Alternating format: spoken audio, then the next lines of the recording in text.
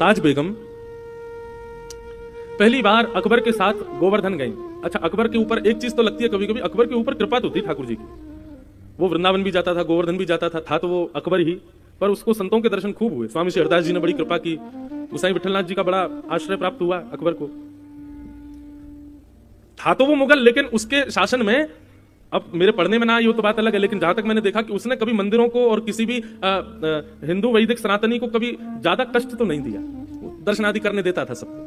आपके ओरछा के राजा मधुकर शाह जी भी मित्र थे अकबर के। तो अकबर ऐसे कभी कभी दिग्विजय के लिए घूमने जाता था, गोवर्धन गया, गोसाई जी से प्रार्थना की कि हमको श्रीनाथ जी का दर्शन करना है।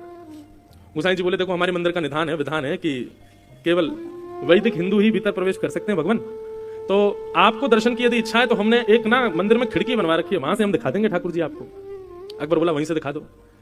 अकबर ने वहां से ठाकुर जी को देखा, ठाकुर जी को दर्शन करके वो चला गया। जैसे ही ताज बेगम बैठी उस खिड़की में और जैसे ही उस झरोके में से ठाकुर जी को देखा, अब तो स्थिति हो गई कि नेत्र बंद करे और वही छवि दिखाई दे ठाकुर जी की। यही पीछे जो छवि, ये गोवर्धननाथ स्वरूप ठाकुर जी का, यही छवि दिखाई। अब तो वो जहां जाए उसको वृक्षों की भी आकृति ऐसी दिखाई दे, उसको मयूरों की आकृति भी ऐसी दिखाई दे, वो रोटी भी देखे तो रोटी की आकृति भी ऐसी दिखाई दे। जहां देखे जित देखूं उतित श्याममयी, जहां देखे वहां श्याम सुंदर दिख रहे हैं। अब इसको आप क्या कहोगे बताओ? ताज बेगम का ना तो संग अच्छा, ना कुल अच्छा, ना परवरिश अच्छी, लेकिन फिर भी ठाकुर जी के प्रति प्रेम। इसको ये कहते हैं कि ताज बेगम नहीं गई है ठाकुर जी के पास, ताज बेगम का मन नहीं लगा है, ठाकुर जी का मन लग गया है ताज बेगम में। ये कहते हैं, इसको कहते हैं भगवत प्रीति। एक तो होता है हमको ठाकुर जी प्रिय लगते हैं, एक होता है ठाकुर जी को हम प्रिय लगे।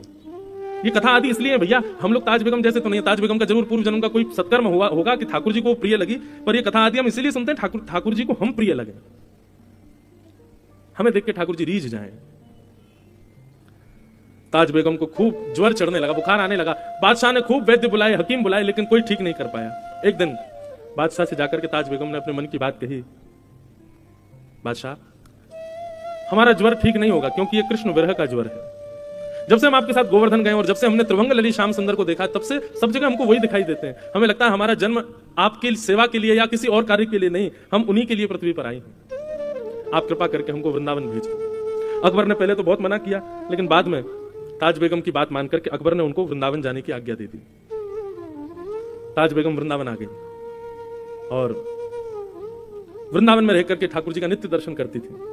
अच्छा, एक बड़ी सुंदर घटना है, ऐसी दो तीन लोगों के साथ हुई है।